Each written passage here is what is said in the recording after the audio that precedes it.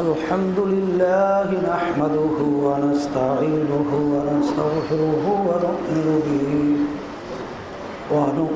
به ونتوكل عليه ونعوذ بالله من شرور أنفسنا من يهده الله فلا مضل له ومن يضلله فلا هادي له ونشهد أن لا إله إلا الله وحده لا شريك له ونشهد أن محمدا عبده ورسوله أما بعد فأعوذ بالله من الشيطان الرجيم بسم الله الرحمن الرحيم قد أفلح من زكاها وقد خاب من دساها صدق الله العلي العظيم সবাই দুরূদ শরীফ পড়ি আল্লাহ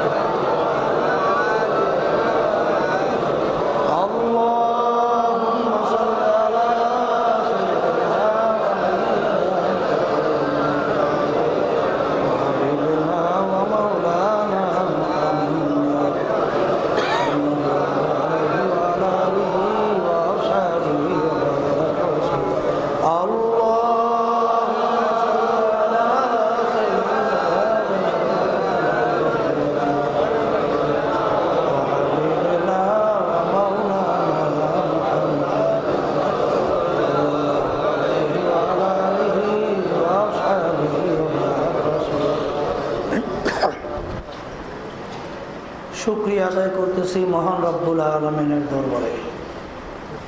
রব্বুল আলামিন আমাদেরকে পবিত্র রমজান মাসে আল্লাহর কুতুব ফজলুল করিম রহমাতুল্লাহি আলাইহি তালিম তরবিয়ত প্রতিষ্ঠা করে গেছিলেন। আজকে রমজানের 13তম রমজান চলছে। সবসময় মনে রাখা লাগবে আল্লাহর হাবিব সাল্লাল্লাহু আলাইহি ওয়াসাল্লাম মিম্বারে পা রাখা অবস্থায় বলছিলেন আমিন, আল্লাহ আপনি কবুল করেন। 3টা দোয়ার ভিতরে একটা হলো এই, যার উপর থেকে রমজান মাসের রোজা চইলা গেল, এই সুযোগ পাইয়াও যদি গুনাহ মাফ করাতে না পারে তার ধ্বংস হোক। দোয়া করছিলেন কে? জিবরাইল আলাইহিস সালাতু ওয়াস সালাম। আমিন বলছিলেন কে? আল্লাহ হাবিব মুহাম্মদুর রাসূলুল্লাহ সাল্লাল্লাহু আলাইহি ওয়াসাল্লাম। সবসময় মনে রাখা লাগবে জিবরাইল আলাইহিস সালাতু ওয়াস সালাম আল্লাহ রাব্বুল আলামিনের হুকুমের বাহিরে তার চলা কথা বলা আল্লাহ রসুলের কাছে কোনো কথা এসে বলার ক্ষমতা নাই। তাহলে দোয়া শিক্ষা দিয়েছেন আল্লাহ। দোয়া করার মাধ্যম হলে জিবরাইল আলাইহিস সালাতু ওয়াস সালাম। আমিন বলাইছেন সরদার দোজাহান মুহাম্মদুর রাসূলুল্লাহ সাল্লাল্লাহু আলাইহি ওয়াসাল্লাম। এই দোয়া কবুল হওয়ার ভিতরে কোনো সন্দেহ নাই। আছে 3টা দোয়ার ভিতরে একটা, যার উপর থেকে রমজান মাসের রোজা চইলে গেল, সুযোগ পাইয়াও যদি গুনাহ মাফ করাতে না পারে তার ধ্বংস হোক। আল্লাহ রাসূল সাল্লাল্লাহু আলাইহি ওয়াসাল্লাম বলছিলেন আমিন, আল্লাহ আপনি কবুল করেন। তার রহমতের 10 দিন চলে গেছে, মাগফিরাতের 33 দিন চলতেছে। জানি না আমরা আল্লাহর পক্ষ থেকে রহমত পাইলাম কিনা। আর মাগফিরাতের আজকে 3য় দিন, জানি না আমাদের গুনাহ মাফ করাতে পারলাম কিনা। আজকে বিশেষ করে জুমার দিন, দিনের ভিতরে সপ্তাহের ভিতরে সর্দার দিন হইল জুমার দিন। এরপরে আবার রমজান, মাসের ভিতরে সম্মানিত মাসের নাম রমজান। এরপরে আবার এমন একটা পরিবেশ যেই পরিবেশের মধ্যে অনেক আলেম ওলামা জাকিরিন শাকিরিন তলবে ইলম অনেক খাঁটি আল্লাহ ওয়ালারা এই মজলিসের মধ্যে আছে, এই উত্তম একটা মজলিসের ভিতরে আল্লাহ আমাদেরকে বসার তৌফিক দান করলেন, এর শুকরিয়া কিয়ামত পর্যন্ত আদায় করলেও শেষ হতে পারে না। এই জন্য অন্তর থেকে আমরা শুকরিয়া দান বলি আলহামদুলিল্লাহ।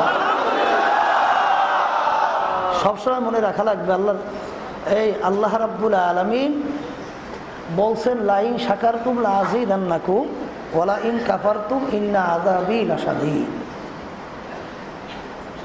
তোমরা নেয়ামত পাওয়ার পরে শুকরিয়া যদি আদায় করতে পারো তোমাদের উপরে নেয়ামত আমি আরো বাড়াইয়া দেব। এর অর্থ কি? আল্লাহ আমাদেরকে নেক কাজ করার আরো শক্তি দান করবে। আর শুকরিয়া আদায় না করলে নেয়ামত তো বাড়ানো হবেই না, বরঞ্চ শক্ত আযাব চাপাইয়ে দেওয়া হবে। তো এই যে পরিবেশ পাইলাম, আবার আগামী বছর রমজান আসবে, আপনার আমি এই সুন্দর পরিবেশ পাবো, আর গুনাহ মাফ করার জন্য আল্লাহর কাছে দরখাস্ত করব, বহু দূরের কথা। এই জন্য কোনো জ্ঞানী কোনো ভালো কাজ বাকিতে রাখে না, নগদ নগদ আদায় করি। এই জন্য প্রথম পর্যায়ে আমার বাজানদেরকে বলবো, পর্দা আলে মা বোনদেরকে বলবো, দিলটাকে ভেঙে দেন, নিজেকে ছোট মনে করে, গুনার কথা মনে করে মাওলার দরবারে মাপ চাওয়ার মতো চান। যদি চাওয়ার মতো চাওয়া যায় আল্লাহ যে মাপ করবে কোনো সন্দেহ নাই। আর বিশেষ করে আল্লাহ রাব্বুল আলামিন সবসময় তো বান্দাবান্দির গুনাহ মাফ করে, কিন্তু রমজান মাসের ভিতরে যে 3টা ভাগে ভাগ করা হইল, প্রথম 10 দিন রহমতে ভরা, দ্বিতীয় 10 দিন মাগফিরাতে ভরা, তৃতীয় 10 দিন আল্লাহ স্পেশালভাবে জাহান্নাম থেকে মুক্তি দান করবেন। এ আল্লাহর বান্দারা, এ পর্দা আলে মা বোনেরা, আল্লাহর রহমত তো সবসময়ই আছে, আল্লাহ তো বান্দাবান্দিকে সবসময় মাফ করবেন। কিন্তু আবার ভিন্নভাবে রমজান মাসের কথা বলা হইল, ভাগ করার কারণটা কি? রমজান মাসে যে আল্লাহ রাব্বুল আলামিনের রহমত আসবে এইটা স্পেশাল নিয়ম ছাড়া, আর রমজান মাসে যে আল্লাহ রাব্বুল আলামিন বান্দা বান্দিকে মাফ করবেন তাও স্পেশাল কোনো নিয়ম টিয়ম নাই। বান্দা বান্দি অন্তরটা খুইলা এই দিলটাকে নরম করে মাপ চাইবে, সঙ্গে সঙ্গে মাপ। কথা ঠিক না? তাইলে আজকে তৃতীয় দিন যাইতেছে, আমরা তো জানি না যে আমাদের গুনাহ মাফ করাইতে পারলাম কিনা। সবসময় বদদোয়া থেকে লক্ষ্য রেখেন, রমজান মাস পাওয়ার পরেও যদি গুনাহ মাফ করাতে না পারে তার ধ্বংস হোক। আল্লাহ রাসূল সাল্লাল্লাহু আলাইহি ওয়াসাল্লাম বলেন আমিন। এই জন্য সবসময় হাঁটতে চলতে কাজে কর্মে সবসময় আল্লাহ রাব্বুল আলামিনের দরবারে দিলটাকে ভাঙিয়া বলবো, মাবুদ গো দয়া মায়া করে আমাকে মাফ করে দেন। কোনো বলতে সমস্যা আছে? এরপরে ওই কথা মনে রাখেন যে ওমর ফারুক রাদিয়াল্লাহু তাআলা আনহু অর্ধেক দুনিয়ার রাজা, এই বাংলাদেশের মতো প্রায় 200 দেশের রাজত্ব করছিলেন। তিনি ঈদের দিন, ঈদ মানে খুশি, খুশির দিন ঘরের দরজা বন্ধ করে ফুফাইয়া ফুফাইয়া কান্দে।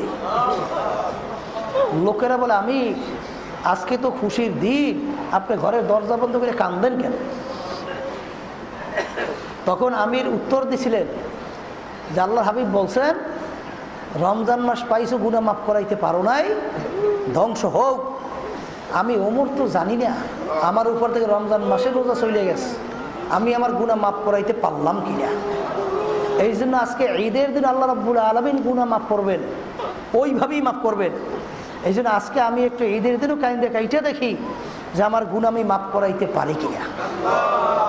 এই জন্য আব্বাজান রহমাতুল্লাহি আলাই সবসময় একটা কথা বলতেন, যেই মামলার তদবির নাই ওই মামলারও কিন্তু খালাস নাই।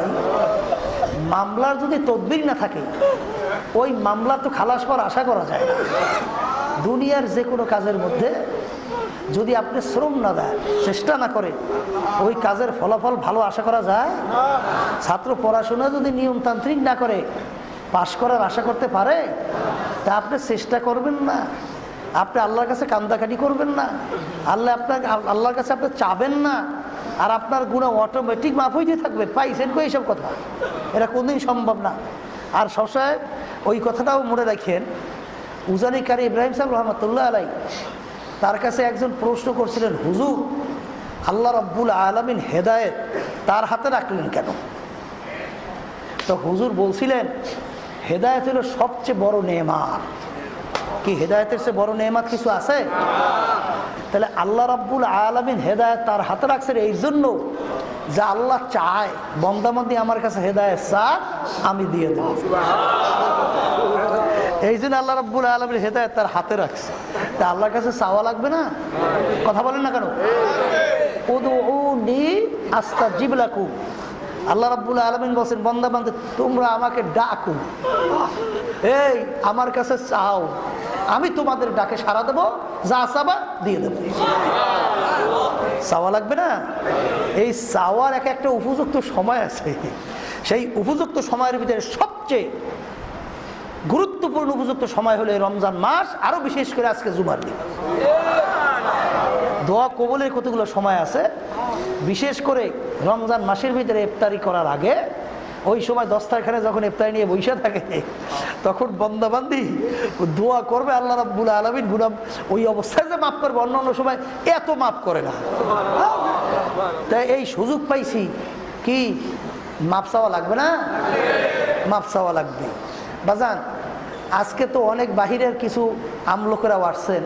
এতদিন পর্যন্ত তালিম তরবিয়ত আলোচনা চলছিল, রমজান মাসে শয়তানকে বন্দি করে রাখা হয়। কথা ঠিক কিনা? কবরে আযাব বন্ধ করা হয় না? অনেকে বলেন, হুজুর কথা বলছেন রমজান মাসে শয়তান বন্ধ করে। হুজুর বুঝবো কিভাবে? এক শ্রেণীর মানুষ দেখলাম আগেও যেইভাবে গুনাহ করতো এখনো সেইভাবেই করে, ওর কোনো পরিবর্তন নাই, বরং শয়তানই আরো বাড়ছে। কি আছে না নাই? বাজান, শয়তান যে বন্ধ করে এর একটা বাস্তব প্রমাণ দেখবে, যে এক শ্রেণীর আল্লাহর বান্দারা আগে নামাজের ধারেও যাইতো না, টুপি টাপি ধারে কাছেও যাইতো না, সব সময় শয়তানের মধ্যে আছে। কিন্তু রমজান মাসে দেখবেন একটা টুপি মাথায় গাড়িয়ে দিয়ে এইবার একটু ঘোরে, দেখছে? এইবার দেখবেন একটু সুরমা কেনে, আবার একটু আতর কেনে, এবার একটা তসবিল হয়, তসবিল এবার একটু মাওলার জিকির করে, আবার তারাপিতে দৌড়ায়। তাই কি অন্য অন্য সময় এবং রমজান মাসের ভিতরে ওই লোকটার ভিতরে একটা পরিবর্তন দেখা গেছে না যায় নাই? তাহলে বুঝে গেল শয়তান যে সব সময় যে ওয়াসওয়াসা দিত, রমজান মাসে শয়তান বন্ধ, ওয়াসওয়াসা এটা কমছে। এই জন্য আল্লাহর বন্ধ একটু দিলের দিকে, দিলটা একটু নেকের দিকে ঝুঁকছে। এই কথা ঠিক? এরপরে অনেকে বলেন যে হুজুর অনেকের যে পরিবর্তন মোড়েও দেখায় না। আব্বাজার রহমতুল্লাহ একটা উদাহরণ দিয়ে বলতেন, একটা মেশিন ও যখন নাকি ঘুরতে থাকে, বন্ধ করার পরেও কিছুক্ষণ ঘুরে না, ঘুরে না, না বন্ধ করার সঙ্গে সঙ্গে বন্ধ হয়। তা দেখবেন প্রথম পর্যায়ে রমজানের ভিতরে যেই লোকগুলো আগে বিভিন্ন ধরনের শয়তানি বদমাইশিতে লিপ্ত ছিল, প্রথম দিকে কোনো পরিবর্তন দেখা যায় না। কয়েকদিন রমজানে যাওয়ার পরেই দেখা যায় একটু নরম হয়েছে। কি কথা ঠিক কিনা? দেখবেন শেষ দিকে এক শ্রেণী এসে পুরোপুরি নামাজি হয়ে যায়। তাহলে বুঝে গেল প্রথম অবস্থায় মেশিন থামাইছে, আস্তে আস্তে আস্তে আস্তে ঘুরতে করতে শেষ দিকে যে ওর ভিতরে আল্লাহ তাসির মানে করাইছে, ওর ভিতরে একটু ক্রিয়া হয়েছে। আর এক শ্রেণী দেখবেন আল্লাহু আকবার, ও নিজেই শয়তান হয়ে গেছে। কি হয়ে গেছে? এখন আর শয়তানে ওর দাগা দেওয়া লাগে না। বলে হ্যাঁ কেমন? ওই একটা গ্রাম্য কথা আছে এবং বুজুর্গ তিনি লেখছেনও, বুজুর্গানি তিনি লেখছে, কি লেখছে যে একদিন রাস্তার মধ্যে দেখে এই একটা লোক এক হাতা মুরাদি ঘুমিয়ে রয়েছে, বুঝলেন? এখন গাড়ি ঘোড়া চলতে কষ্ট হয় না? এখন একজন যাইয়ে বুজুর্গ কয়, এই এই বেটা তুই কে ডাই? তুই রাস্তার মধ্যে ঘুমিয়ে রয়েছিস, গাড়ি ঘোড়া চলতে অসুবিধা হোক? তুই কে? কলে হুজুর আমি ইবলিশ শয়তান। কলে ইবলিশ শয়তান, তুই খাতা মুরাদি ঘুমাও? তোর কাম তো ঘুমানো না, তোর কাম হইলে মানুষকে দাগা দিয়ে গুনার কামে লিপ্ত করা। কলে হুজুর কথা ঠিকই কইছে, কিন্তু হুজুর আমার কিছু এমন একান্ত সাগরেদ তৈরি করছি, এখন হুজুর আমি একটু পেনশন পাইছি, পেনশন পাইছি, মানে এখন আমার কাজগুলো ওরাই করে, এখন আমি এই জন্য একটু বিশ্রামে আছি, একটু অবসরে আছি। এক পদের আছে ওগুলো ওই শয়তানি করতে করতে করতে করতে জাস্ট ওর 3.5 হাত বডিটা সহ আর ভিতরটা পুরো শয়তান হয়ে গেছে। এখন শয়তান তো লাগেই না, বরং শয়তানের আরো সবক দেয়। আছে না নাই? এই জন্য দেখবেন ওগুলো ওই আগেও যেরকম ও পরেও সেই রকম, ওদের এরকম কোনো পরিবর্তন নাই। কি কথা ঠিক কিনা? এই জন্য আমার বাজানদেরকে বলবো, রমজান মাসে তালিম তরবিয়াতে আসছেন, আলোচনা চলতেছিল আলহামদুলিল্লাহ ধারাবাহিকতায়, যে একটা মানুষ দুইটা জিনিস মিললে তার নাম মানুষ। যেমন আব্দুল করিম, তার দুইটা অবস্থান, একটা হল তার শরীর আর একটা হল রূহ। কি কথা ঠিক কিনা? শরীর ছাড়া কি রূহ থাকতে পারে? আর রূহ ছাড়া কি মানুষ হিসাবে কেউ পরিচয় দেবে? যেমন বলবে যদি রূহ না থাকে বলবে আব্দুল করিমের লাশ। কথা ঠিক না? আর শরীর না থাকলে রূহ থাকা কোনো জায়গা নাই, থাকতে পারবে না। তাহলে দুইটা জিনিস মিললে তার নাম কি? আব্দুল করিম। রূহ এবং শরীর। কথা ঠিক কিনা? বাজান, শরীর আল্লাহ তৈরি করছেন বিশেষ করে মাটি দ্বারা, কয় না কি দ্বারা? মাটি। এর খোরাকিও কিন্তু আল্লাহ মাটির থেকে তৈরি করছে। দেখেন খেয়াল করিয়া যে আপনার ধান ওঠে কোথা থেকে? মাটির থেকে। যত কিছু দেখবেন এই মাটির থেকে খোরাকি তৈরি হইয়া শরীরের ভিতরে দেবেন, শরীর সুস্থ। কথা ঠিক না? আর রূহ কি তৈরি? কথা কর না কা? হ্যাঁ, এটা কি মাটির তৈরি? এটা যদি মাটির তৈরি না হয়, এটা আল্লাহ রাব্বুল আলামিনের একটা হুকুম। কি কথা ঠিক না? এই আল্লাহর হুকুম, এই রূহ সুস্থ থাকতে হইলেও এরও কিন্তু কিছু গেজা বা খাদ্য আছে। এই জন্য বলে কথা ঠিক না? এই জন্য আমার বাজানদেরকে বলবো যে আমি সেদিনকারও বলছিলাম যে শরীরের যদি রোগ হয় তখন কিন্তু চিকিৎসা করা সুন্নত। এরপরে যদি কেউ চিকিৎসা নাও করে বা চিকিৎসাও করে মারাও যায়, দুনিয়া থেকে বিদায় নিয়ে গেল, ইন্তেকাল করলো, জায়গা পরিবর্তন করলো, কিন্তু চিকিৎসা করলেও মানুষ মরবে, না করলেও কিন্তু মানুষ মরবে। কথা ঠিক না? কিন্তু রূহ হলো আত্মা, এইটা যদি খোদা না কাছ থেকেও চিকিৎসা না কইরা দুনিয়া থেকে বিদায় নিয়ে কবরে যায়, তার জায়গা জাহান্নাম ছাড়া নাই। জোরে বলেন নাউজুবিল্লাহ। এই জন্যই কিতাবের ভিতরে আসছে রূহের চিকিৎসা করা। ওলামায়ে কেরাম বলছেন বাজান এত বড় গুরুত্ব, এটা কিন্তু ফরজ। এটা কি ফরজ? শরীরের চিকিৎসা সুন্নাত, কিন্তু রূহের চিকিৎসা কিন্তু ফরজ। কি কথা ঠিক কিনা? এই জন্য আমার বাজানদেরকে বলবো যে আব্বাজান রহমাতুল্লাহ একটা ঘটনা এই বারবার সেদিনকারে শুনে আজকেও শুনাইতেছি, যে লঞ্চে যাইতে আছে, আব্বাজান ঘুমায়, পাশে ওই এক ধরনের শিক্ষিত ইংরেজি বাংলায় শিক্ষিত লোকেরা আলোচনা করতেছে, মানে হুজুরকে দেখে টিটকারি মারে। আছে না এক পদে যে এরা হুজুরকে দেখলেই বিভিন্ন টিটকারিমূলক আলোচনা করে। এখন ঠিক আব্বাজানের কানে ওই কথা শুনছে, শুনে আব্বাজান রহমতুল্লাহ উঠিয়া তিনি যাই অজু টুজু সাইরে এস্তেঞ্জা সাইরা তিনি আইসে সুন্দর মতো তাদের পাশে বসছে। বসে এখন আব্বাজান বলতেছেন, ভাইজান আপনাদেরকে তো আলোচনায় বুঝায় যে আপনারা শিক্ষিত মানুষ, আপনাদের কাছে আমার একটা প্রশ্ন। কাল কি প্রশ্ন? বাজান বলেন তো মানুষ এবং পশুর ভিতরে পার্থক্য কি? মানুষ এবং পশুর ভিতরে পার্থক্য কি এইটা একটু বলেন। তখন আব্বাজান বলতেছিলেন যে মানুষের খাওয়া বাসার চাহিদা আছে না নাই? পশুরও আছে। মানুষের বিবি বাচ্চা আছে, পশুরও আছে। মানুষের রোগ ব্যাধি হয়, পশুরও হয়। মানুষের আরামাসের দরকার আছে, পশুরও দরকার আছে। এরকমভাবে সব দেখবেন মানুষের সঙ্গে যা যা দরকার পশুরও তা দরকার। তাহলে মানুষ এবং পশুদের পার্থক্যটা কি? আব্বাজান রহমতুল্লাহ বলতেছে যে শিখছেন তো একটু ইংরেজি, শিখছেন একটু বাংলা, এখন সেইটা শিক্ষা নিজেকে তো সরাকে ধরাগান মনে করেন না। আসলে মানুষ কাকে বলে এইটাই তো বুঝলেন না। কি জোরে বলেন কথা ঠিক কিনা? কারণ আব্বাজান বলছিলেন বাজান যে মানুষের ভিতরে আল্লাহ রাব্বুল আলামিন এমন একটা কুদরতি গোশতের টুকরা তৈরি করছেন বা দান করছেন, এই গোশতের টুকরাটা কোনো পশুর মধ্যে নাই। সেই গোশতের টুকরাটার নাম হলো কলব বা আত্মা। সবাই জোরে বলে সুবহান। এই জন্য আল্লাহ রাসূল সাল্লাল্লাহু আলাইহি ওয়াসাল্লাম বলেন আলা ইন্না ফিল জাসাদি মুদগা ইদা সলুহাল জাসাদু কুল্লুহু ওয়া ইদা ফাসাদাল জাসাদু কুল্লুহু আলা ওয়াহিয়াল কলব।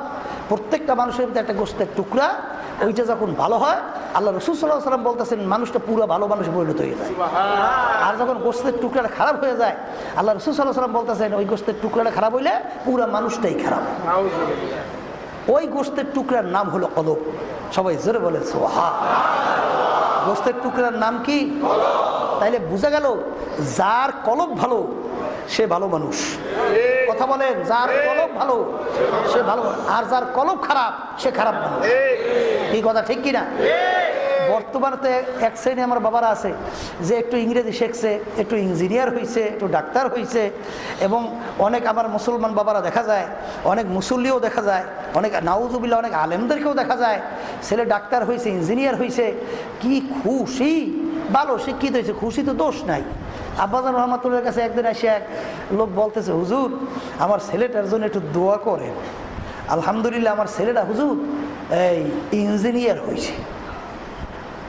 লোকটা খুশি, খুশি তো হবেই নাকি? আব্বাজান বলেন মাশাল্লাহ, তা আপনার ছেলে ইঞ্জিনিয়ার হয়েছে, খুশি, ভালো। আপনার ছেলে কি নামাজ পড়ে? বলে হুজুর নামাজ তো পড়ে না। বলে আহারে আফসোস, আপনার ছেলে ইঞ্জিনিয়ার হয়েছে এই জন্য আপনি এত খুশি, কিন্তু আপনার ছেলেটা তো নামাজ পড়ে না। এই ব্যাপারে আপনি একটু চিন্তাও করলেন, একটু বললেনও না। বলে হুজুর ছোট মানুষ তো, বড় হইলে পড়বে। জোরে কর না হুজুর।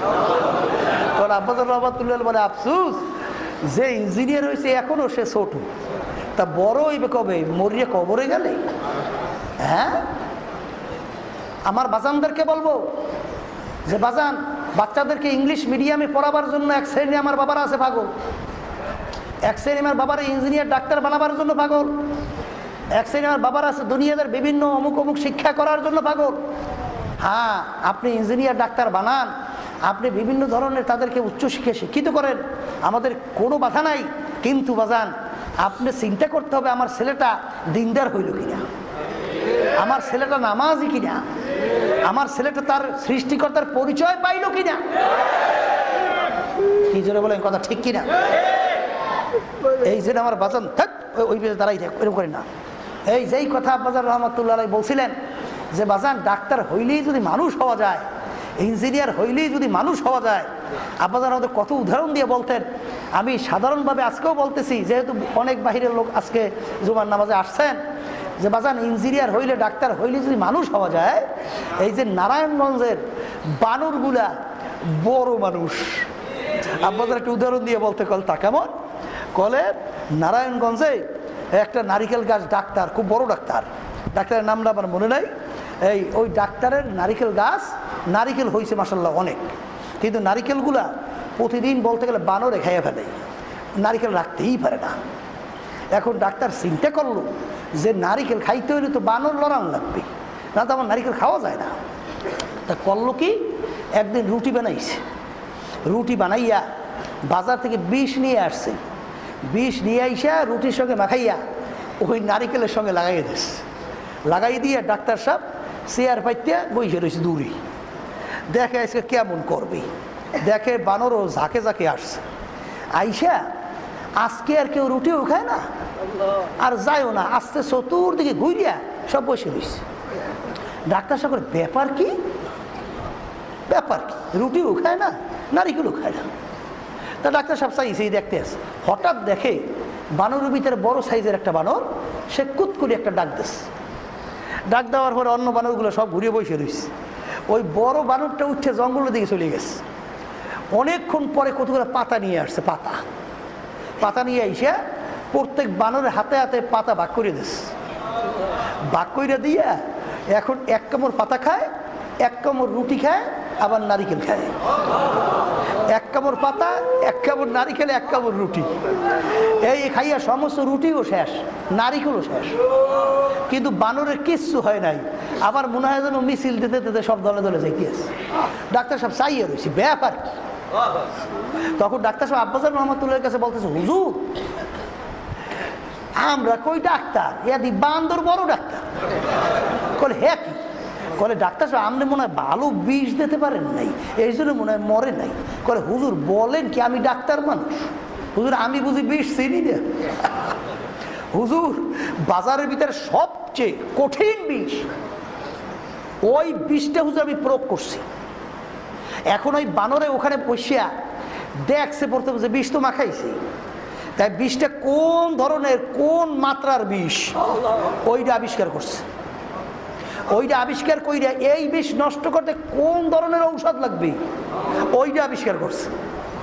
এরপরে সব বসাই রেখে তারা ওই ঔষধ নিয়ে খা, তারপর ওই রুটি খাইছে, ওই বিষ খাইয়ে হজম করে চলে গেছে, বানরের কিচ্ছু হয় নাই।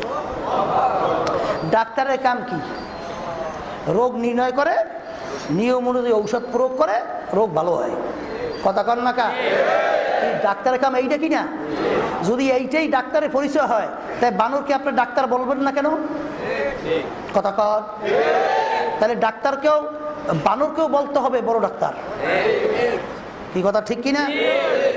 ইঞ্জিনিয়ার হইলেই যদি মানুষ হওয়া যায়, আব্বাজান রহমাতুল্লাহ আলাইহি বলতেন, তাইলে ওই যে লাল বল্লা, ওদেরকে বড় ইঞ্জিনিয়ার বলতে হবে। তা কেমন? ইঞ্জিনিয়ারিং করিয়া বিল্ডিং তৈরি করে দেখবেন, তারপরে কিন্তু বিল্ডিংয়ের ভিতরে মাপামাপি করলে 2-100 ডিফারেন্স হয় এবং প্ল্যানের ভিতরে ভুল হয়। কিন্তু ওই যে লাল বল্লা বাসা তৈরি করে, সুবহানাল্লাহ, একটা ছিদ্র ওর বাসায় ফুটা ফুটা আছে না, একটা ফুটার সঙ্গে আরেকটা ফুটা মাইপে দেখেন, আল্লাহু আকবার, মনে হয় যে এক চুলও কোনো বেশ কম নাই। আচ্ছা বলেন তো, এই বল্লাগুলো কোন ইঞ্জিনিয়ারিং কলেজে পড়ছে? হ্যাঁ, এইবারে এই যে কোঠাগুলো তৈরি করলো, এই স্কেল পাইলো কই? কোন দেশ থেকে স্কেল আমদানি করলো? এই ফিতে পাইলো কই? এরপর দেখেন ম্যাট্রিয়াস দিয়ে বানাইছে, উপরে যে ছাউনিটা দেয়, যত বৃষ্টি পড়ে ওর ছাউনি ভেদ করে পানি নিচে যায় না, কিন্তু নিচের অংশ এমন ম্যাট্রিয়াস দিয়ে বানাইছে, পানিতে লাগার সঙ্গে সঙ্গে গলিয়ে যায়। এই ম্যাট্রিয়াস পাইলে কোন দেশ থেকে আসলো? এই কেমিক্যাল কোন ফ্যাক্টরি থেকে এটা সাপ্লাই দিল? হ্যাঁ, কপাল ফোরারা, যারা নামাজ পড়ো না, রোজা পড়ো না, রোজা রাখো না, আল্লাহর সেরো না, খালি সেন্সো খাবা কেমনে, আঁকবা কেমনে, মুতবা কেমনে, আর কেমনে কোন মহিলারে লাগে ওই টাকাম কুকাম করি এইবার জীবনের শেষ করি এইবার যাবা, এইবার কিছু টাকা পয়সা ঘুষ সুদ এর মাধ্যমে টাকা পয়সা গুছাইয়া বিল্ডিং টিল্ডিং তৈরি করিয়া এটার নেতৃত্ব দিয়ে ফিরে ইমিডিয়া সব খাইয়ে লইয়া এইবার মরবার আকবার মতবা, এই মনে করছো মানুষ? হ্যাঁ, মানুষ এবং পশুর ভিতরে পার্থক্যটা কি এটা বোঝা লাগবে। জোরে বলে কথা ঠিক কিনা? এই জন্য আমার বাজানদেরকে বলতেছিলাম, পর্দা আলে মা বোনদেরকে বলতেছিলাম, খাওয়া বাসার নামই মানুষ না, ডাক্তার হইলেই মানুষ না, ইঞ্জিনিয়ার হইলেই মানুষ না। মানুষ কাকে বলে? যার ভিতরে কলব ভালো আছে সে হইল প্রকৃত মানুষ, আর যার ভিতরে কলব ভালো নাই ওরা শুয়ারের চেয়েও খারাপ, কুত্তার চেয়েও খারাপ, শ্রীগালের চেয়েও খারাপ। জোরে বলে কথা ঠিক কিনা? এই জন্য আমার বাজানদেরকে বলতেছিলাম যে আজকে এতদিন পর্যন্ত বিভিন্ন বিষয়ে আলোচনা হইতেছিল, তার ভিতরে বিশেষ করে এই যে আত্মার চিকিৎসা,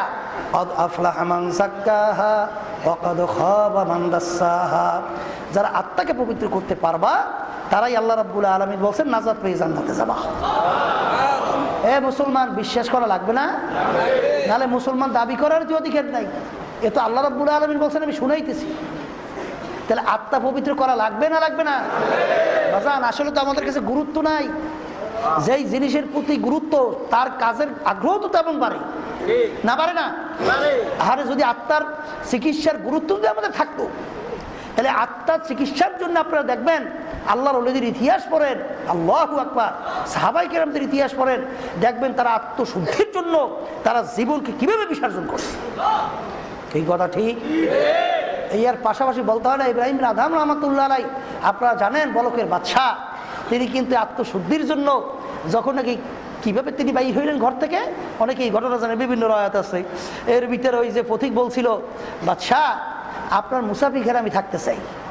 এই আহাম্মক, তুই কইলি কি?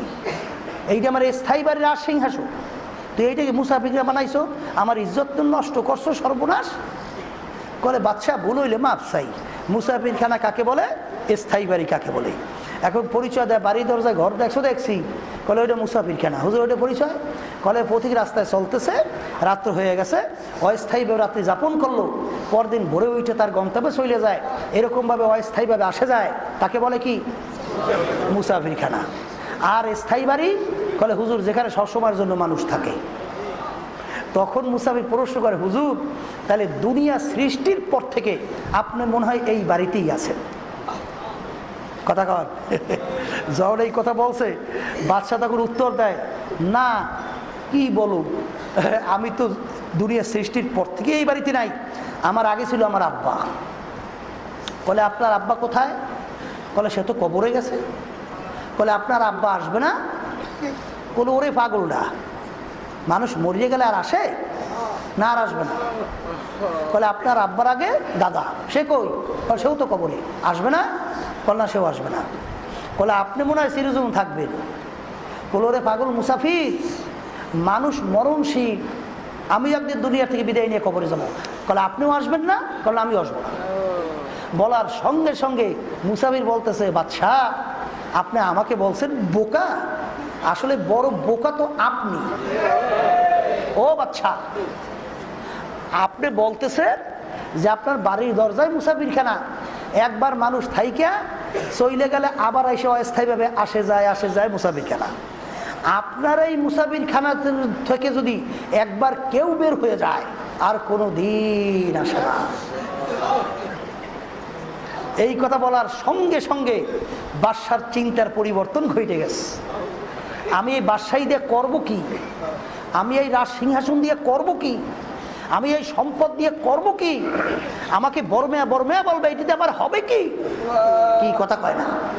এই চিন্তার পরিবর্তন ঘইটা এই নাইমে গেছে ওই আখেরাতের স্থায়ী জিন্দিগি তালাশ কইরা, তারপর দুনিয়া থেকে বিদায় হওয়ার জন্য যাইয়া পীরের কাছে মুরিদ হইছে। পীর সাহেব হুজুর সবক দিয়েছে। কি দিয়েছে? বাদশারে কাম দিয়েছে লাকড়ি টানার চাকরি। কি টানার চাকরি? লাকড়ি বোঝা বাইজে বাইজে মাথায় টান দেয়। কি বোঝেন? একটা বাদশাহ আত্মশুদ্ধির জন্য এখন লাকড়ি বোঝাই করে টানে। আল্লাহু আকবার। এখন স্ত্রী বলতেছেন, হুজুরের স্ত্রী, যে বলকের বাদশাহ সে তো আসছে আত্মশুদ্ধির জন্য, সে এখন বাদশাহী বলছে, নালে লাকড়ি টানে কিভাবে? তখন হুজুর বলতেছেন যে বিবি, এখন পর্যন্ত ইব্রাহিম বিন আদহাম এই আমি বাদশাহ এইটা বলতে পারে নাই। বলে বলেন কি? বাদশাহ হইয়া লাকড়ি টানে সে বলতে পারে নাই? কেমন কথা কর? এরপরে ওই লাম্বা দিকে আমি আলোচনায় যাবো না, শেষ পর্যন্ত বড় বোঝা বাইন্ধে দিতে কইছে যে লাকড়ি বান্ধে, আর যে নামায় তাকে বলছে সহজে লাকড়ি নামাবা না। কথা বোঝেন নাই? বড় করে বোঝা বাঁধছে, এমনিতে কষ্ট হইতে আছে না? আর যে নামায় তার কাছে, ভাই আজকে লাকড়ি বোঝাটা একটু বড় হয়েছে, একটু আবার তাড়াতাড়ি নামান, আমার খুব কষ্ট হইতে আছে।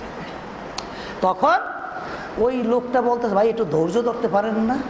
আমি এই কাজটা সাইডে লই, ওদিক তার গাম টাম বাইরে তস নস।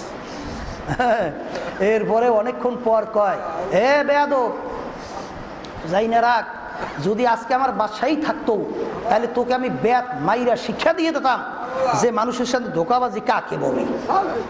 তখন হুজুর বলতেছেন, বিবি বুঝছো, ওই দেখো বাদশাহী বলে নাই, বাদশাহী। এরপরে কিছুদিন আবার রিয়াজাত, হুজুর যখন ঔষধ প্রয়োগ করলেন, কিছুদিন পরে আলহামদুলিল্লাহ এখন বলতেছেন, বিবি এখন ইব্রাহিম বিন আদম বাদশাহী বলছে। বলে তা একটু দেখাইবেন না? এখন চাকরি দিছে গু টানার চাকরি, গু, যেটাকে মেথর বলা হয়, ময়লা পরিষ্কার করে। এই চাকরি মাথায় করে আরি বড়ি গু লইয়ে যায়। এখন একজনকে শিখেই দিয়েছে, ইব্রাহিম আদম যখন ময়লার হাড়ি মাথায় করে রাস্তা দিয়ে যাইবে, তখন এমনভাবে একটা ধাক্কা দেবা যেন ময়লার হাড়িটা পড়িয়ে যায়, পড়িয়ে যেন ভাঙিয়ে যায়। যখন রওনা করছে ধাক্কাও ঠিক মতো দিছে, হাড়িও পড়ছে, ভাঙিয়ে চুরিয়ে যে ধাক্কা দিচ্ছে হ্যাঁ পোশাক নষ্ট। আর ইব্রাহিম আদম রহমতুল্লাহ তার তো পোশাক নষ্ট হয়েছি। দোষ হয়েছে কার? যে ধাক্কা দিয়েছে না ইব্রাহিম বিন আদমের? বরং সে ইব্রাহিম বিন আদম রহমতুল্লাহ আলাই তিনি ওই পথিকের পা জড়াইয়া ধরিয়া কান্না শুরু করছে। কান্না আর বলে, ভাই আপনি দয়াময় করে আমাকে মাফ করিয়ে দেন, ভাই আমি ভুল করছি, ময়লার হাড়ি নিয়ে যাওয়া উচিত ছিল রাস্তার নিচ দিয়া, আমি রাস্তা দিয়ে কেন গেলাম? আজকে এখন আপনার কাপড় নষ্ট হয়েছে, আপনি যদি আমাকে মাফ না করেন আমার মাওলা আমাকে বুঝি মাফ করবে।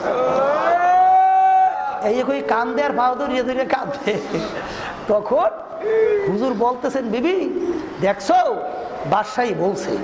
বাদশাহী কি বাজান? এই আত্মশুদ্ধি তাদের ভিতরে গুরুত্ব ছিল। এই জন্য সবকিছু বাদ দিয়া তারা চিন্তা করছে দুনিয়াটা তো আরামের জায়গা না, এ তো এই অশান্তি, এই অশান্তির কোনো শেষ নাই, এই অসুখ বিসুখ, একটা মানুষ কয়দিনই বা বয়স পায়? দেখতে না দেখতে বুড়ো হয়ে গেলাম, দেখতে না দেখতে দাড়িগুলো পাইকে গেল, দেখতে না দেখতে দাঁতগুলো পইরে গেল, দেখতে না দেখতে চুল পাইকে গেল। কত লোকগুলো দেখলাম সমাজের ভিতরে একসঙ্গে চলাফেরা করলাম, এখন তাকাই দেখি শত শত হাজার হাজার মানুষ আমার এই কয়েক বছরের ভিতরে আমি দেখি নাই। এ কোন দুনিয়ার পিছনে পড়লাম?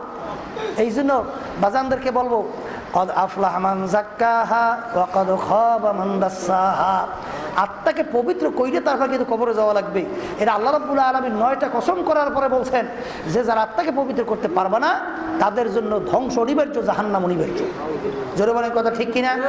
তা আলোচনা করতেছিলাম আত্মার রোগগুলা কি কি, ধারাবাহিক শুনতেছিলেন যে এর ভিতরে একটা রোগের নাম হলো তাকাব্বুরি। আমি বড়, আমি ভালো, আমি বড়, আমি ভালো, এইটা বলার শক্তি দুনিয়ার কোনো মানুষের জোরে কোন আছে? নাই। বাজান, এই আমি ভালো, আমি বড়, এই খাসলাত বা এই চরিত্র হইল ইবলিশ শয়তানের। কার চরিত্র? আর আমাদের ভিতরে আনতে হইবে নবীর চরিত্র। কার চরিত্র? নবীর চরিত্র। নবীর চরিত্রটা কি ছিল? যখন নাকি ভুল করছেন তখন 2 চোখের পানি ফালাই দিয়া রব্বানা যালামনা আনফুসানা ওয়া ইল্লাম তাগফির লানা ওয়া তারহামনা লানাকুনান্না মিনাল খাসিরিন। এরকম দিলটাকে ভাইয়া 2 চোখের পানি ফেলাইয়া নিজেকে নরম হয়ে মাওলার কাছে সুফর্দ করে দিত। যখন মাওলার কাছে সুফর্দ করা যাইবে, এইটাকে তাওয়াজু বলা হয়। এইটা যখন নাকি আসবে আল্লাহর ফজল করমে দেখবেন যে আল্লাহর ফজল করমে অটোমেটিক আপনার ভিতরে আল্লাহর রহমত গড়াই গড়াই জমা হইতে। এই তাকাব্বুরি দূর করা লাগবে। 2 নম্বরে বলছিলাম হিংসা, পর উন্নতি দিকে সহ্য করতে না পারা। এই পর উন্নতি দিকে সহ্য করতে না পারা, এই হিংসা যে করবে নিজে ওই হিংসার আগুনে জ্বললে পুড়িয়ে মরবে। কিন্তু হিংসা আপনি যদি করেন আপনার কি ক্ষতি হবে? হাদিসের ভিতরে আসছে আপনার সমস্ত নেকিগুলো যেরকম নাকি আগুনে লাকড়ি জ্বালাইয়া শেষ করে দেয়, আপনার নেকিগুলো সব এরকম জ্বালাইয়া শেষ করে দেবে। তাই হিংসা করে কোনো লাভ আছে? যেই বাতি আমার মাওলা জ্বালাবে সেই বাতি নিবাবার শক্তি দুনিয়ার কোনো মানুষের না। তাহলে হিংসা আমাদের ভিতর থেকে দূর করা লাগবে। কোনো লাভও নাই, বরঞ্চ নিজের কষ্ট। হিংসা করতে যাব কেন?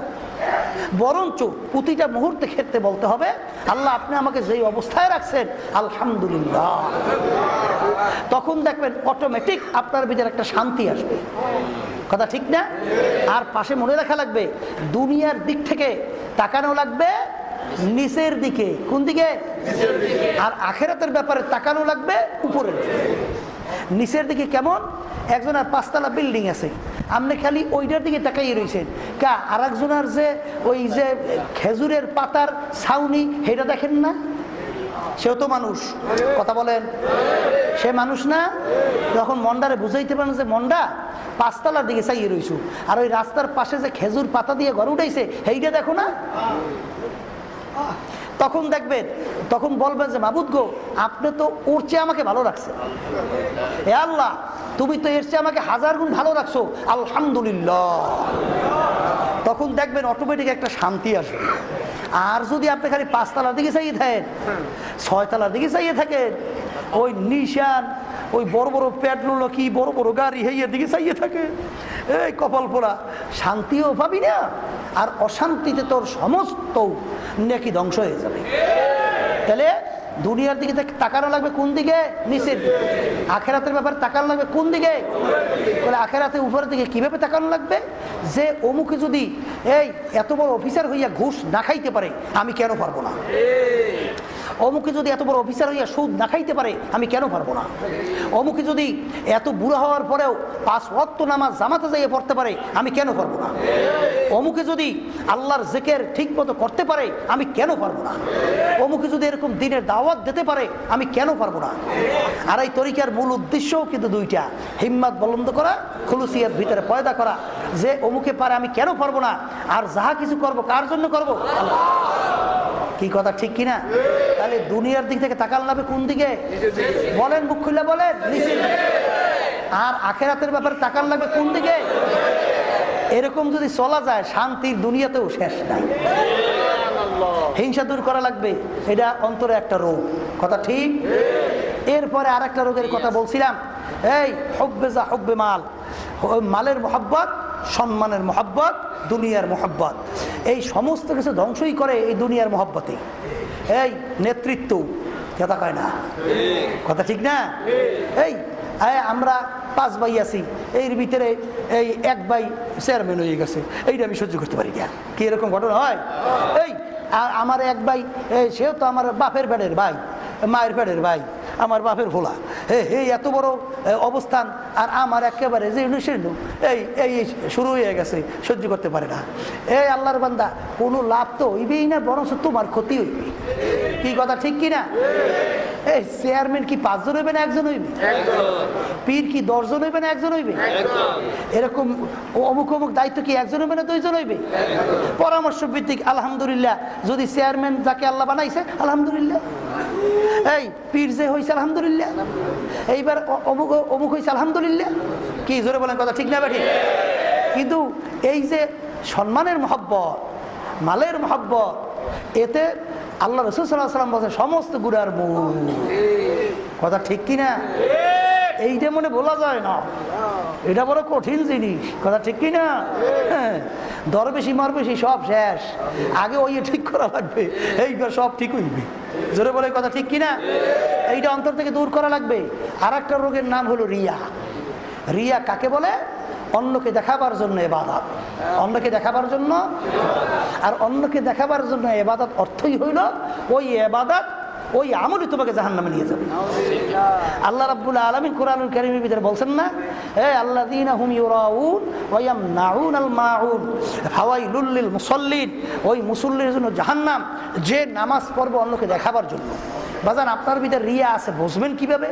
যখন নাকি বাহিরে আপনি নামাজ পড়বেন, তখন যদি বাহ্যিক সূরা তেলাওয়াত করে, তখন দেখবেন সূরা কত সুন্দরভাবে মাখরাজ খুব ভালো করে আদায় করে, কলকলা যে আদায় করে,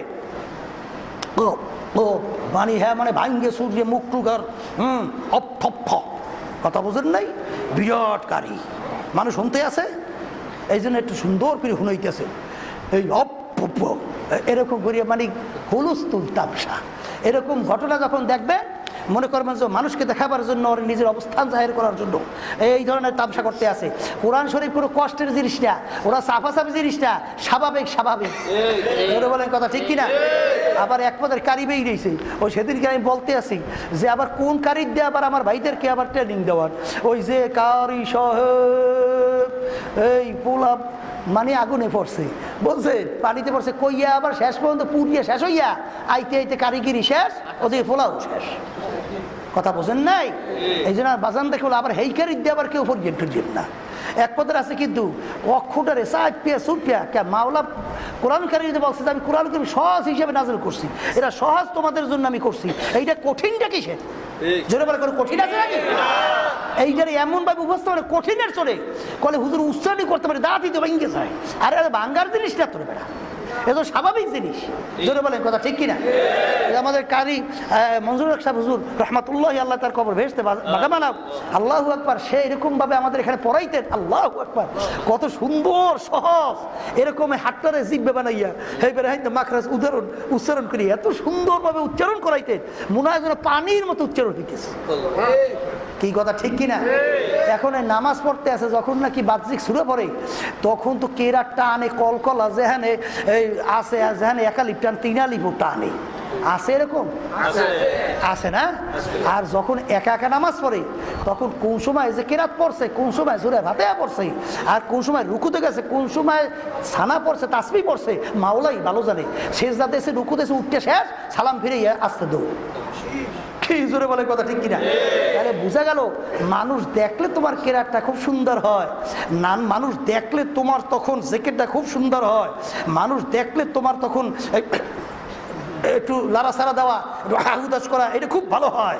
বোঝা করবা এ কপাল ফোড়া, তুই তো ধ্বংস হইছ, তোর জাহান্নাম ছাড়া কোনো উপায় নাই। যাদের ভিতরে অজদহাল হয়, আল্লাহ ভালো জানে, আমরা তার অন্তর দেখি না, কিন্তু বাঁচান খবরদার, যদি ইচ্ছা কইরা আপনি এটাকে নিয়ন্ত্রণ করতে পারেন, তারপরেও যদি আপনি শব্দ নামাজের ভিতরে বের হয়ে গেল, তাহলে আপনি যাই না রেখে আপনার নামাজটা নষ্ট হয়ে গেছে। কথা ঠিক? এই জন্যই কিতাবের ভিতরে আসছে, যাদের ভিতরে অজদহাল হয়, যাদের নামাজের ভিতরে বিভিন্ন নিয়ন্ত্রণ হারাইয়া যায়, তাদের তো অনেক ক্ষেত্রে বোঝা যায় না যে আমি 100% চেষ্টা করছি কিনা, নিয়ন্ত্রণ করতে পারি কিনা। এই আবার নামাজটা তারা দোহারাই নিয়ে পড়তো, এই দ্বিতীয়বার নিয়ে পড়তো, কারণ যে আমার নামাজটা নষ্ট খোদা রাখতে হয়ে গেল কিনা। আর যদি খোদা রাখাস্তা এরপর আপনি চেক দিতে পারেন নাই, আপনার ভিতর থেকে অনিচ্ছাকৃত বের হয়ে গেছে, তাহলে নামাজ তো নষ্ট হবেই না, বরঞ্চ নামাজ আরও মজবুত এবং হুজুরে কাল বেশি আপনার ভিতরে এটা প্রমাণিত হবে। জোরে বলে কথা ঠিক কিনা?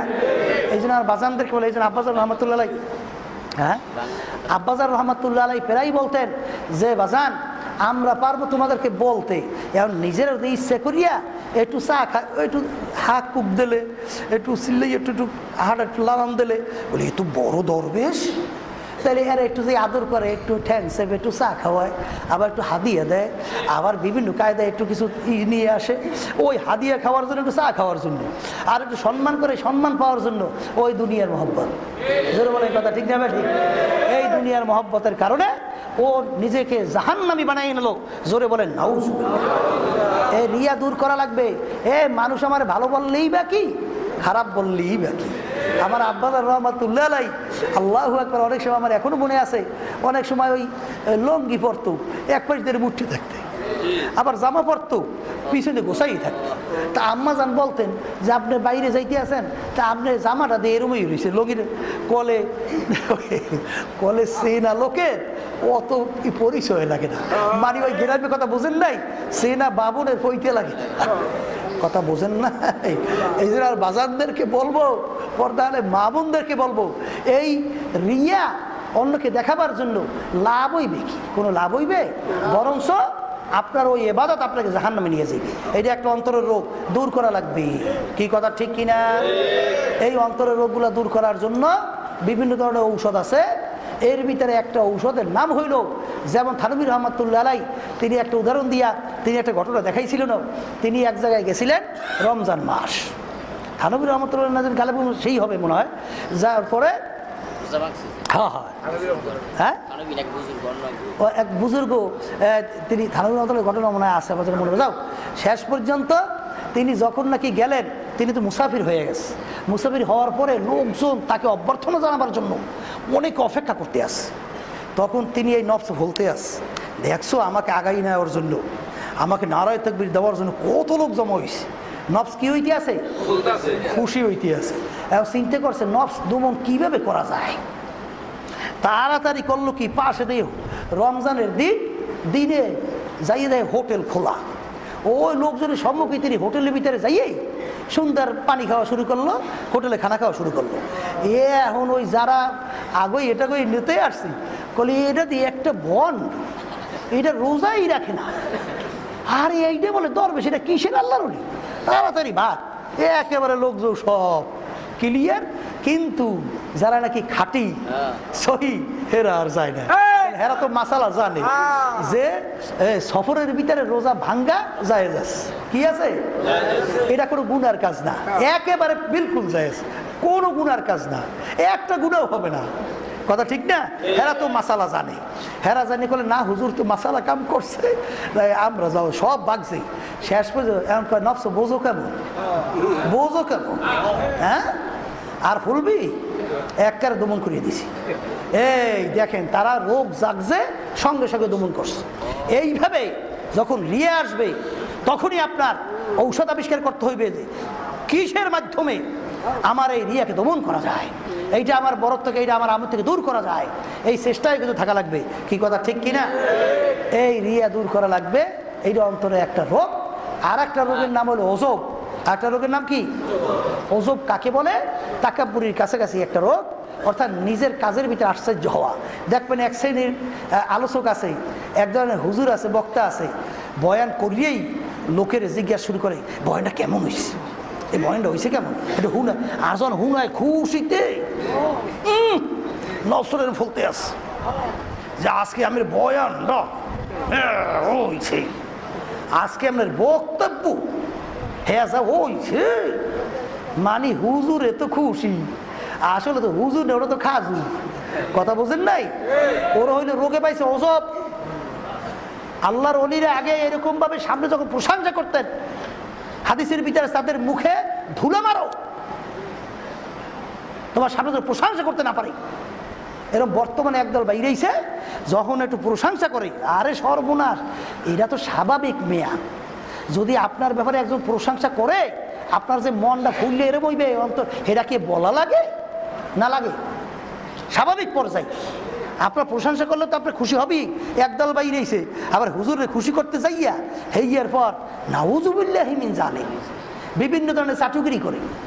অনেক হুজুরকেও দেখা যায় চাটুগিরি, নাউজুবিল্লাহি মিন জালিম। তখন আমি লোক সাহেব বলি, কিসের আলেম হইছেন? হ্যাঁ, কিসের আলেম হইছেন? চাটুগিরি করতে এসে একজনকে খুশি করার জন্য। সম্পূর্ণ যেটা হাদিসে নিষেধ। এই জন্য এই ওজব এটা অন্তর থেকে দূর করা লাগবে। এটা অন্তরে একটা রোগ, এটা তাকাব্বুরি, কাছাকাছি, অর্থাৎ নিজের কাছে আশ্চর্য হওয়া, নিজের বক্তব্য নিজের বয়ানে খুব খুশি হওয়া এবং আশ্চর্য হয়ে যাওয়া, আজকে আমার বয়ানটা হয়েছে, এইটা দূর করা লাগবে। এ কপাল পোড়া, তোকে আল্লাহ রাব্বুল আলামিন তৌফিক দিয়েছে, আর একজনকে দেয় নাই। এটা তো তোমার মাওলা তুমি শুকরিয়া আদায় করবা যে মাবুদ আলহামদুলিল্লাহ আপনি আমাকে তৌফিক দিয়েছেন, আমার আলোচনা মানুষ শোনে, আপনি আমাকে আলোচনা করার তৌফিক দিয়েছেন। আমার মতো অনেক লোকই তো আছে, তাদের কথা মানুষ শোনে না, আমার কথা শুনছে। মাবুদ এটা আপনার কাছে খাস আপনার দয়া এবং মায়া, আপনাকে সব শুকরিয়া আদায় করি। মাবুদ গো আপনি নেমা ছিঁড়ে নিয়েন না। কি কথা এইটা না? বরঞ্চ তারিফ প্রশংসা হওয়ার জন্য পাগল হয়ে যায়। এইটা ওজব দূর করলাম, অন্তরে একটা রোগ। আর একটা রোগের নাম হলো রাগ। একটা রোগের নাম কি? রাগ কি? এ আল্লাহর বান্দারা, এই থানবী রহমাতুল্লাহ আলাইহি লেখছেন, রাগ একেবারে হজম করা যাইবে না, মানে নিশ্চিহ্ন করা যাবে না। আবার রাগের লাগামও ছাড়া যাইবে না। রাগ বোঝেন নাই? গোসা বুঝছেন তো? বুঝলেই হইবে রাগ। কি কথা ঠিক কিনা? ওই একটা গ্রাম্য কথা আছে না, যে একটা সাপ বিষাক্ত, ও যাই হুজুরের কাছে মুড়ি দইবে। এটা একটা কথার কথা বুঝে পারে, বুঝেন না? ও যাই কইতেছে, হুজুর আমি তো আপনার কাছে মুরিদ হইতে চাই। এই তোরে কেমনে মুরিদ করবো? তোর যে চরিত্র, তুই যে মানুষ দেখলেই ঠোকর দাও, তা ঠোকর দিলে তো তুই যে মানুষ মারিয়েই ফেলাইলি, তা তোর মাধ্যমে যদি মানুষ মারাই যায়, তাহলে তোর আমি মুরিদ করিয়ে তোর হেদায়ত করলাম না আরো ক্ষতি করলাম? তা তোর আমি মুরিদ করতে পারবো না। বলে হুজুর আপনি দোয়া করেন, আমি চেষ্টা করব এইটা আমার থেকে দূর করার জন্য। এখন সাপে তো তওবা টবা করে হুজুরদের দিকে আছে যাইয়া, এখন যে এমনভাবে সোজা হয়েছে, এখন সাপে কেউ ঠোকরও দেয় না, ফোসফাসও করে না। এখন পোলা ফানে পাইয়া এখন তো লাঠি দেহানে ফেলে, এখন ফেলে মানে চামড়া চৌড়া প্রায় উঠতে শেষ। এখন দৌড়িয়ে গেছে, জীবন লইয়া টান যাই কয়, হুজুর আপনি কি সবক দিলেন? আমার জীবনই তো যায়। বলে হ্যাঁ কি? বলে হুজুর আমি যখন আমার ওই চরিত্র ছাড়িয়ে দিছি, এখন আমার যদি ধরিয়ে পাড়ায় লাইঠা ডলে আমার দিছে আমরা প্রায় উঠে গেছে, এখন আমার পালা কি? বলে ওরে আহাম, তোরে আমি কইছি কামড় দিতে নিষেধ, তোরে ফোস করতে মানা করছি। এই যে ফোস এইটা করতে মানা করছি, এইটা সারসুকা কথা কর না কা? ফোস ছাড়া যাইবে না। কি ছাড়া যাইবে না? ফোর্স ছাড়া যাইবে না। এই যে থানবী রহমাতুল্লাহ লেখছেন যে বাজান, এই যেমন প্রশাসন চালাইতে হইলে অনেক সময় ফোর্স করা লাগে, না করে উপায় নাকি।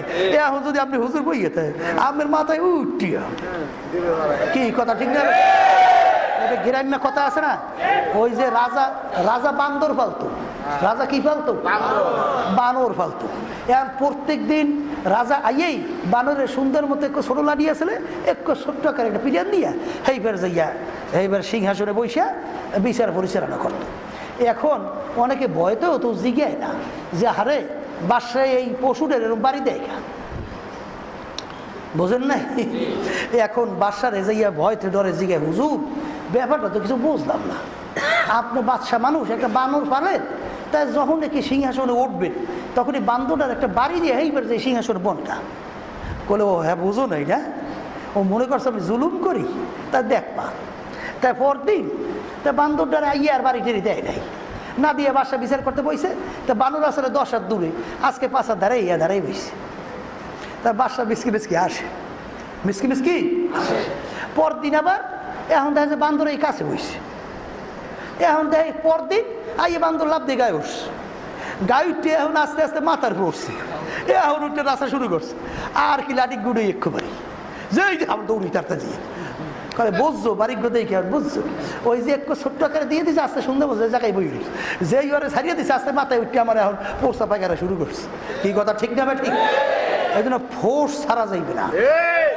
এই যে থানবী রহমাতুল্লাহ লেখছেন, রাগের মুখের ভিতরে লাগাম লাগাইতে হইবে। কি লাগাইতে হইবে? লাগাম মানে আপনার কন্ট্রোলে থাকতে হবে।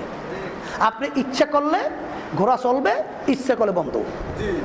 ডাইনে টান দেবেন, আপনার ইচ্ছে মতো ডাইনে যাবে, বামে টান দেবেন, বামে যাইতে হবে। আপনি পিছনে টান দেবেন, দাঁড়াই থাকা লাগবে। এর নাম হইল রাগামা লাগানো। রাগ আমার কন্ট্রোলে থাকতে হবে, আমার নিয়ন্ত্রণে বাহিরে যাইতে হবে, যাওয়া যাবে না। কি কথা ঠিক কিনা? এই জন্য রাগের ভিতরে কয়েকটা প্রকার আছে। ওদিকে যেমন একটা রাগ আছে, এই বাজান, যে রাগ হইতে দেরি হইছে, আস্তে আস্তে আস্তে আস্তে উঠছে, এরপরে পরবর্তীতে ওই রাগ আর বলে নাই, 10 বছর পরে রাগের ঝাল ঝাড়ছে, এইটা সবচেয়ে খারাপ রাগ। কথা বুঝেন নাই? আর একটা রাগ হঠাৎ উঠছে, হঠাৎ শেষ, এই রাগ্য ভালো, এই রাগ্য কি ভালো। আর নাউজুবিল্লাহ, আবার রাগের মাধ্যমে যদি মাথা বিকৃত হয়ে যায়, ওটা তো সম্পূর্ণ খারাপ। কারণ এই রাগের বশীভূত হইয়া মানুষ কিন্তু অনেক ক্ষেত্রে নাউজুবিল্লাহ মিন জালিক স্ত্রী পর্যন্ত তালাক দিয়ে ফেলায়। তালাক দিয়া যখন নাকি মাথা ঠান্ডা হয়, এখন যাইয়া বিভিন্ন মাসালা ঘুরান ধরছে, আমি এরম কই নাই, এরম বলি নাই, তখন তো আমার মাথাটা খারাপ হয়ে গেছিল, আসলে বলছি এরকম করো, আমরা কন এরকম এরকম তো বলি নেই। শেষ মতো নাউজুবিল্লাহ একদল আবার বর্তমানে বাইরেছে, আমার সর্বনৈতিক হুঁসি আছে নাউজুবিল্লাহ, এরকম সারা বউকে ঘরে উঠেই দেয়, জোরে বলে নাউজুবিল্লাহ। এরকম ভাবে শেষ পর্যন্ত দুজনের মিলেই দিছে, জীবন ওরা যতদিন বসবাস করলো জেনা হইতে রইল, ওরা আর কোনো দিন বৈধ। এই কপাল ফোড়া, তুই যে এই অবস্থানটা করলি, যেই শরীয়ত তোকে নির্দেশ দিল, যেই কয়েকটা কথার মাধ্যমে তোর সঙ্গে একটা মেয়ে তোর সঙ্গে চলাফেরা ব্যবহার তোর জন্য বৈধ হইল, এই অন্য একটা মেয়ে কি তোর জন্য বৈধ হয়েছে? তাহলে যেই কোরআনুল কারীম, যেই আল্লাহর হুকুম অনুযায়ী তোর কথাটা তার বলার কারণে বৈধ হইল, আবার সেই রব্বুল আলামিন তো বলছেন এই কথার মাধ্যমে তোমাদের থেকে সম্পর্ক ছিন্ন হইয়া তোমার বৈধতা নষ্ট হয়ে যাবে। এই জোরে বলে কথা ঠিক কিনা? তাই কপাল পোড়া, তাই তুই বিবাহ বন্ধনটা, ও আসলে বিবাহ বন্ধন বিশ্বাসই করে না। জোরে বলেন নাউজুবিল্লাহ। এই রাগ কন্ট্রোল করা লাগবে, এটা কিন্তু অন্তরের একটা রোগ। কি জোরে বলেন কথা ঠিক না? আবার ফোর্স, এটাও কিন্তু কি থাকে না। বুঝাইতে পারছি কথা? এই রাগের বশীভূত হইয়া অনেক সময় কিন্তু ভাই ভাইয়ের ভিতরে ঝগড়া হইয়া বিভিন্ন অঘটন ঘটে যায়, এলাকার ভিতরে মারামারি হইয়া মানুষ অনেক সময় নাউজুবিল্লাহ মার্ডার হইয়া যায়, অনেক সময় নাউজুবিল্লাহ নিজালে বিভিন্ন ধরনের বড় বড় অঘটন ঘটে যায়। এই রাগ অন্তরে একটা রোগ, এটা অন্তর থেকে দূর করা লাগবে। আর একটা রোগের নাম হলো বখল। আর একটা রোগের নাম কি? বখল মানে কৃপণতা। কি কৃপণতা? এটা অন্তরের রোগ, দূর করা লাগবে। এই অন্তরের রোগ, আল্লাহু আকবার, কৃপণতার কারণে মানুষ কিন্তু হিসাব করে জাকাত পর্যন্ত যায় না। আছে মনে করে কি জাকাত জরিমানা। আরে আফসোস, একটা কথা সবসময় মনকে বুঝে যে মন, যে আমার মাওলা তোমাকে আমাকে জাকাত দেউন নিয়ে বানাইছে, জাকাত নেওয়ার জন্য বানায় নাই। এক শ্রেণী আল্লাহর বান্দারা এসে জাকাত চায়, আর তোমাকে আল্লাহ জাকাত দেওয়ার জন্য আল্লাহ তোমাকে তৌফিক দান করছে। তোমাকে তো আল্লাহ ইচ্ছা করলে তোমাকে জাকাত নেওয়ার নিয়ে বানাইতে পারে।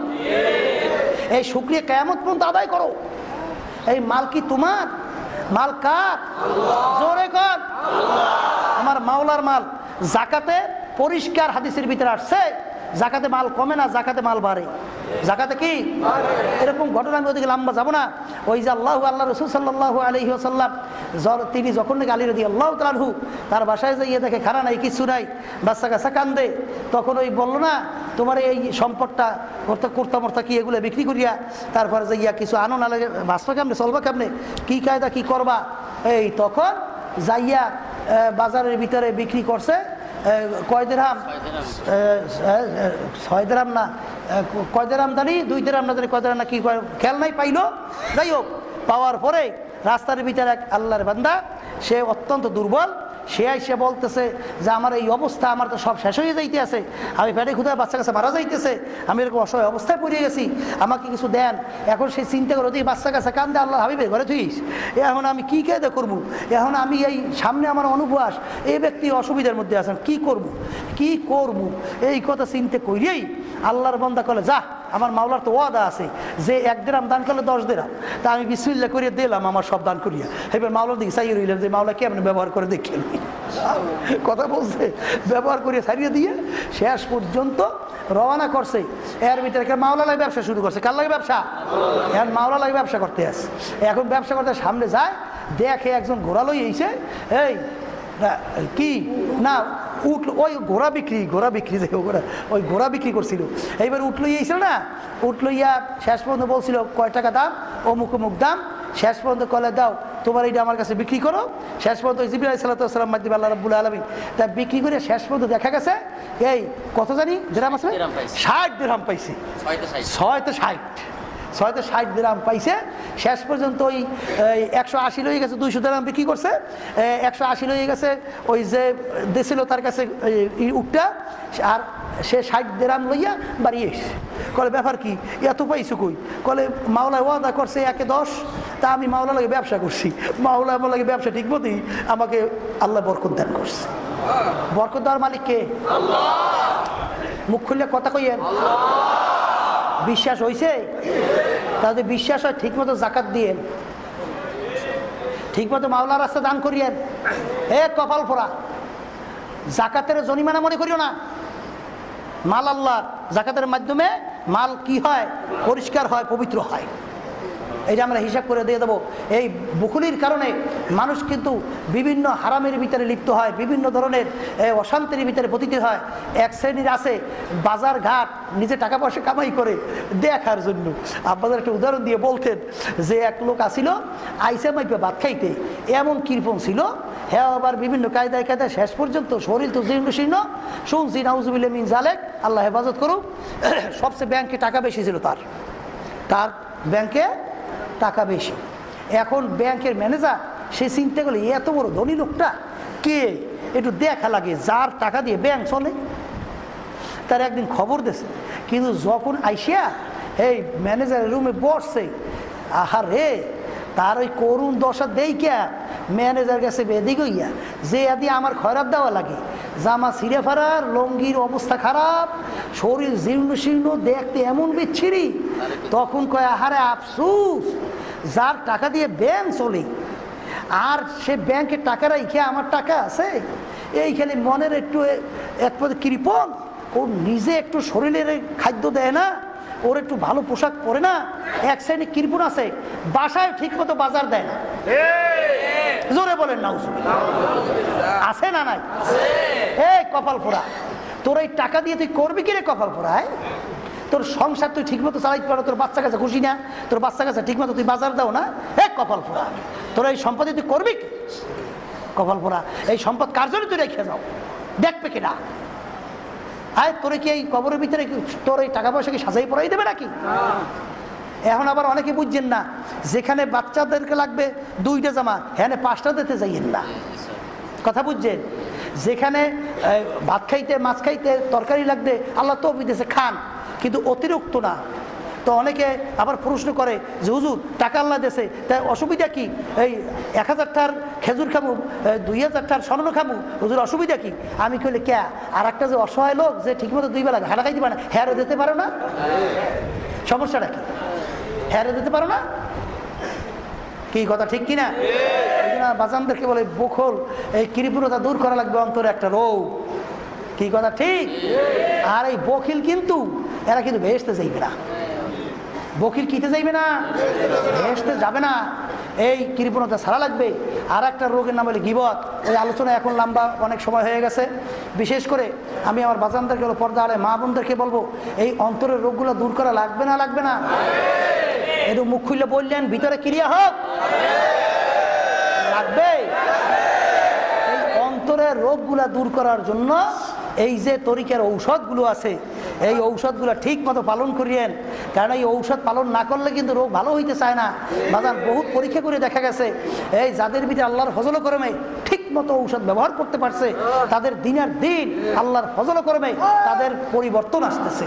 কারণ এই রশিদ আহমদ গাঙ্গী রহমতুল্লাহ আলাই, থানবী রহমতুল্লাহ আলাই, তারা বড় বড় এলেমের জাহাজ ছিল না, তারা যাইয়া এই রোগ মুক্তির জন্য, এই রোগের চিকিৎসার জন্য হাজী ইমদাদুল্লাহ মহাজের মক্কি রহমতুল্লাহ আলাই তার শাগরেদ হইয়া তার দরবারে যে পড়িয়ে থাকতো, আল্লাহু আকবার জিজ্ঞাসা করছিল যে হুজুর আপনার এত বড় এলেমের জাহাজ, যার 1 লক্ষর মতো হাদিস শুধু মুখস্থই ছিল, আপনি কেন হাজী ইমদাদুল্লাহ মহাজের মক্কি রহমতের সাথে খুব বড় আলেম না, তার কাছে কেন আসলেন?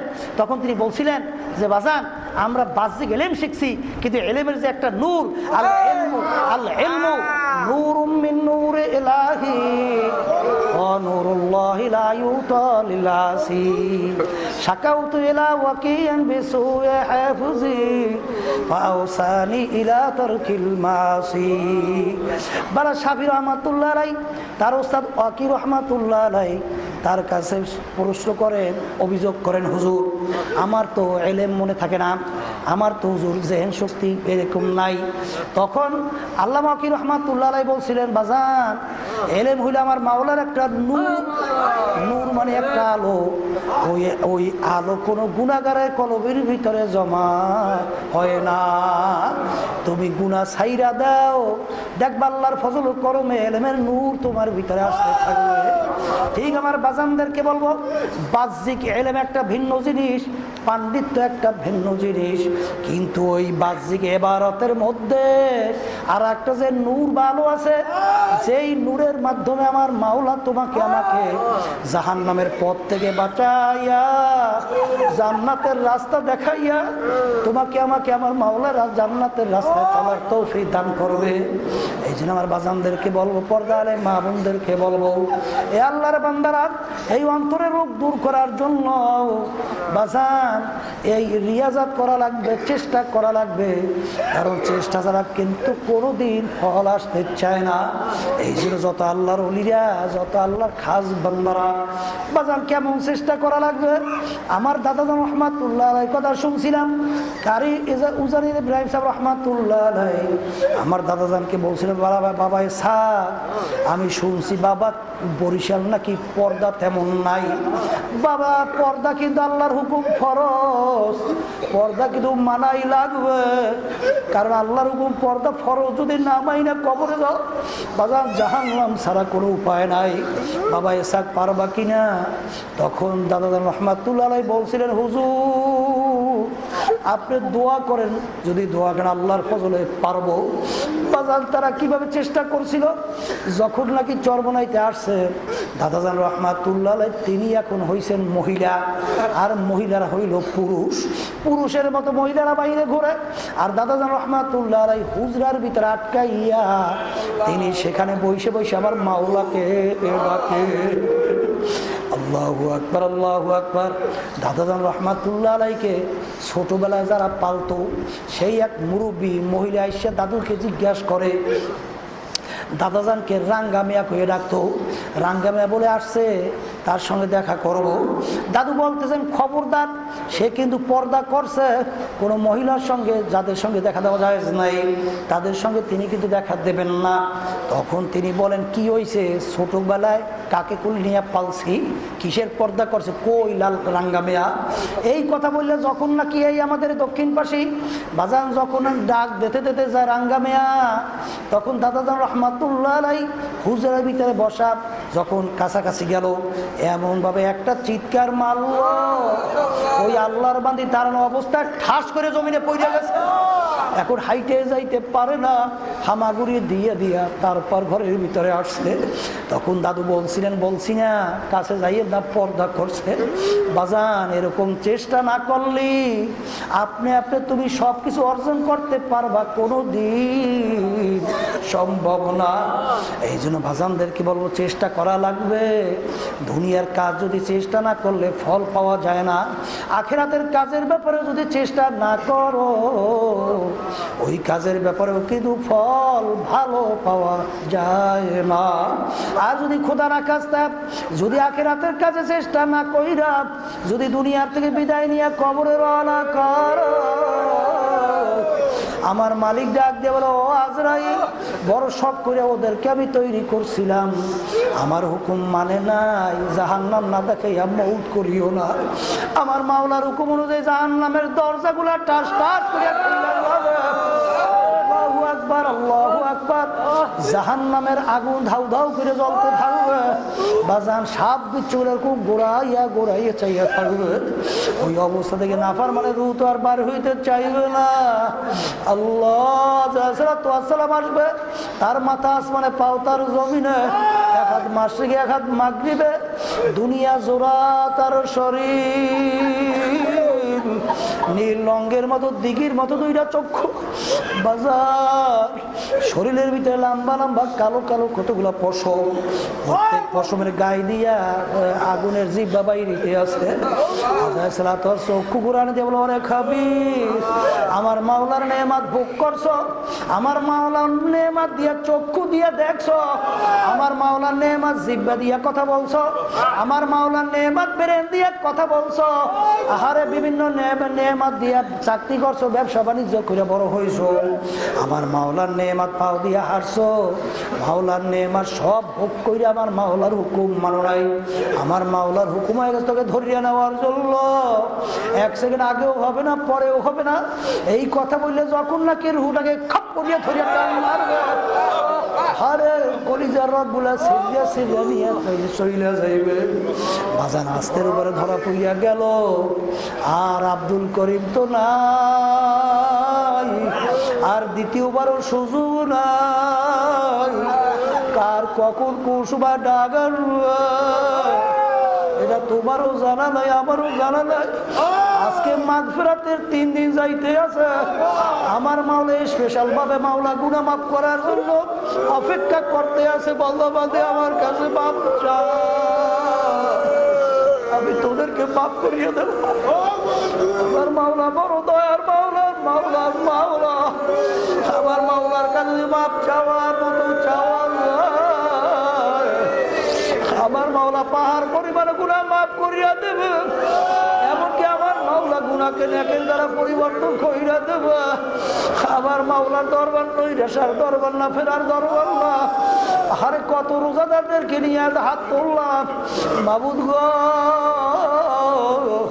কত নাবালেগ তলবের আমরা মজলিসের মধ্যে, কত পর্দা আলে অনেক তোমার দিনদার মা বোনেরা। আল্লাহু আকবার।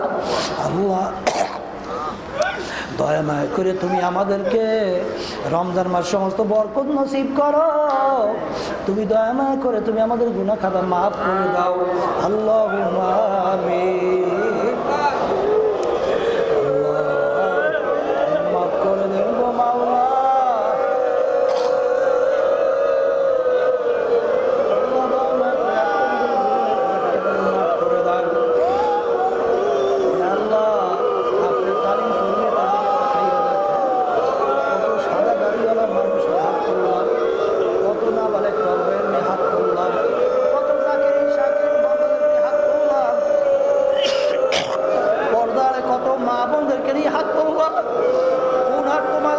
পছন্দ তো জানাল না,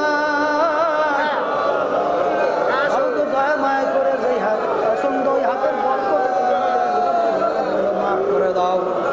আল্লাহ রমজান মাসের আজকে মাগফিরাতের থেকে দিন যাইতে আছে, কিনা দয়া মায়া করে